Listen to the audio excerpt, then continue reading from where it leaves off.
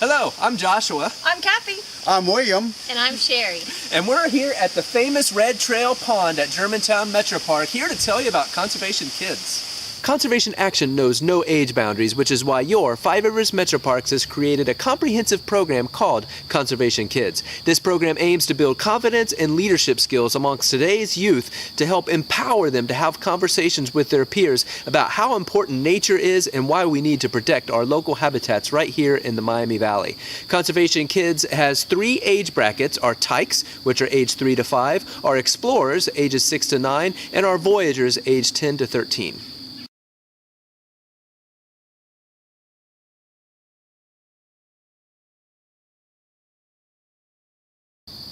Five Rivers Metro Parks wouldn't be able to employ a program like this if it wasn't from help from the community. We need volunteers at every level of the program to help interact with kids and get them out and getting them excited with nature. But where we especially need help is for volunteers to lead the Discover level or the Green level programs, where you're getting out and just exploring the habitats and seeing what's out here and fighting those psychological barriers. Now, we recognize that some of our volunteers from the community might have some psychological barriers themselves. We've all grown up through fears in nature. I myself was very scared of spiders up until about 10 years ago. I was terrified of these little guys, and I wish that I had an adult that was able to work with me through my fears to help me understand that I didn't need to be afraid of spiders.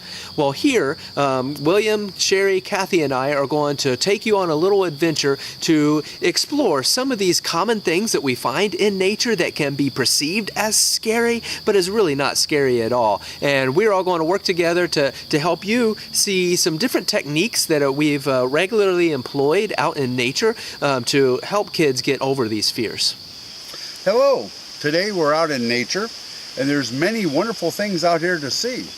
I'm a volunteer for the Five Rivers Metro Parks, and I work at the Nature Center. I do hikes, and I introduce children to cool things that they will find in the Metro Parks.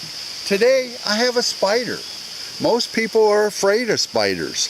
There's nothing to be afraid of, and once you conquer that fear, they are cool creatures. So let's see what this guy looks like.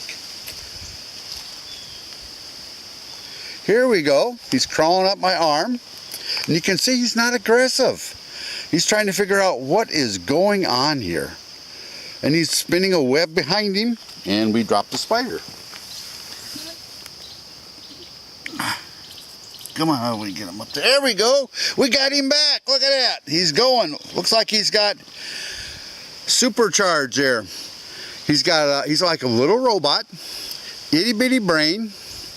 All he wants to do is get away from me, try to figure out where his next meal is coming from. As a volunteer at the Metro Parks, you may run into these little creatures. They're wonderful. Look at him. He is very, very active. Can you imagine this little guy going up your arm, down your arm? He's just exploring. The same thing we're doing in nature. He's checking me out. Hi, I'm Sherry, and I'm a naturalist with Five Rivers Metro Parks, and I'm here to introduce you to another fear-inducing creature of nature that really, once you've conquered your fear of, is kind of fun to handle and get to know. This little guy down here in the water, you're going to find him when you do aquatic programs. It's, of course, a crawdad, also called a crayfish, and it is a crustacean. So it's got this little hard shell, and as part of the shell, you notice what we think of as weapons. Well, this guy does use these to defend himself. Isn't he cute?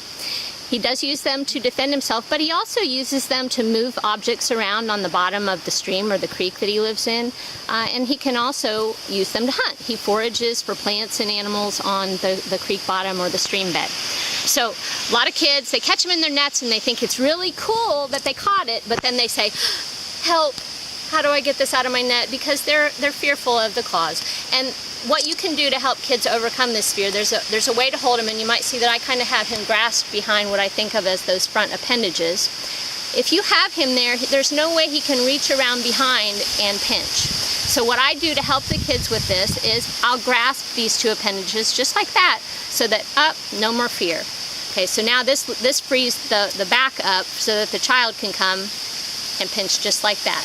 And we have a lot of happy kids once they've learned how to do this. We call this the Crawdad Challenge or joining the Crawdad Club. And honestly, even if you get pinched, and I will sometimes do this, feel free to not do this if you are not comfortable with it, but honestly, it's not the end of the world if you get pinched. Okay, I always tell the kids, am I screaming? They say, no.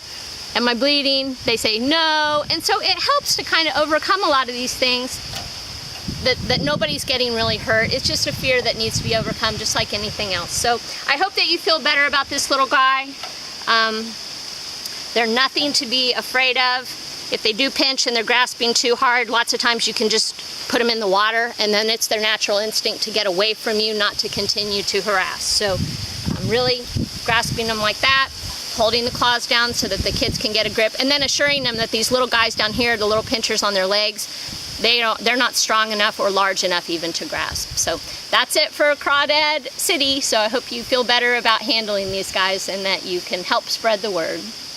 One of the things that people get really scared of sometimes is thinking about the prospect of getting poison ivy. And I know many of us have had it. You guys have been exploring nature yourself as a child and probably had the experience of poison ivy, but you're still alive, right? Everybody's okay, it's all good. And we want to kind of give that message to the people that we're working with, to let people know that poison ivy is not like the death plant out here, okay? So this is what I usually do when I'm working with folks when we're exploring poison ivy.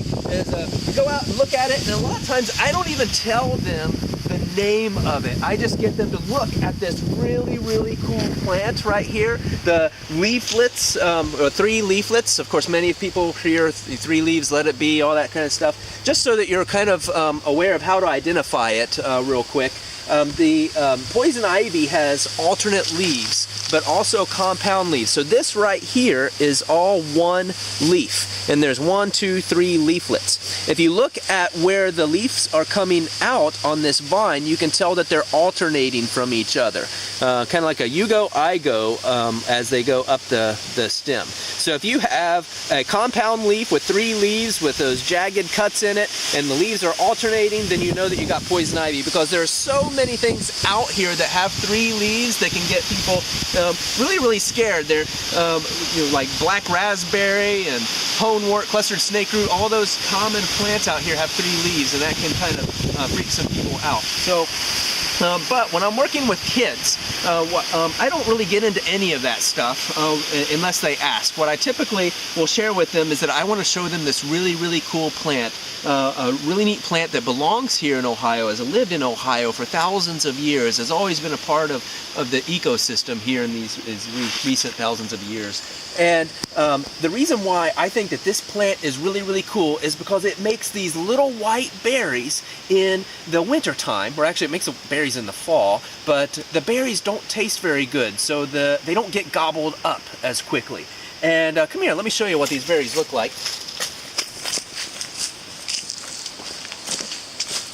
Here's some berries right here growing on the vine up the tree. So you can kind of get a look at what they look like. They don't look too appetizing, but in the winter time, the birds love them because that's when food gets really scarce, and it's really the only kind of, just one of the few foods out here that they can take advantage of.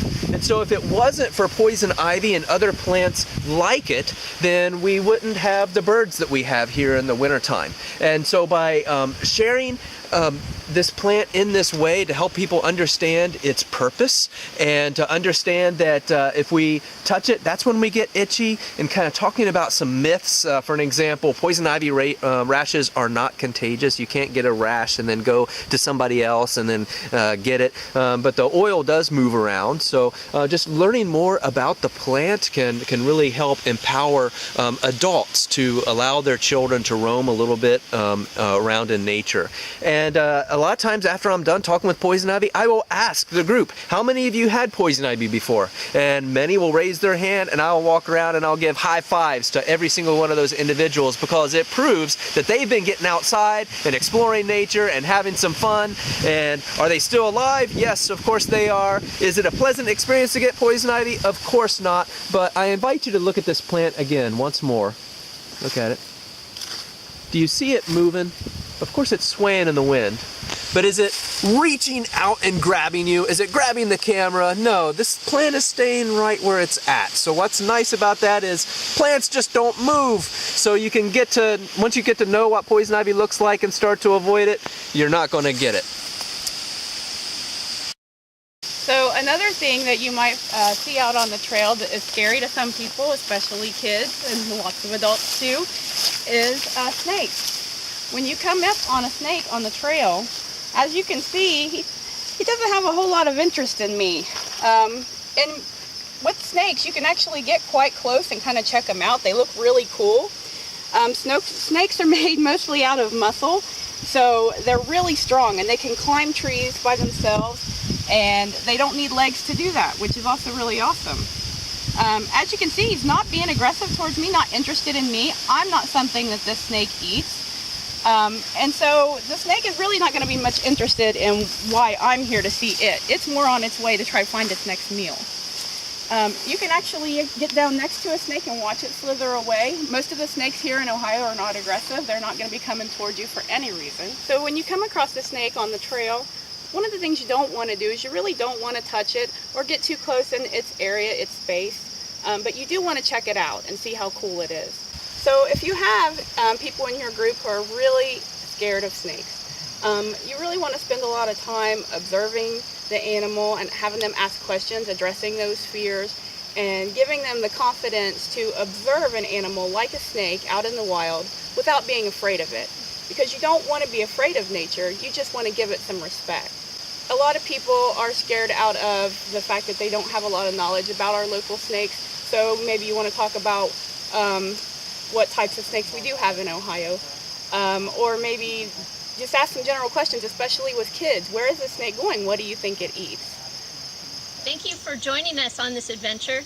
If you're interested in learning more about Conservation Kids, all you have to do is log in to metroparks.org/kids, where you can click and explore the future programming that's happening. Or if you want to be part of the story, contact Yvonne Dunphy at 275 Park.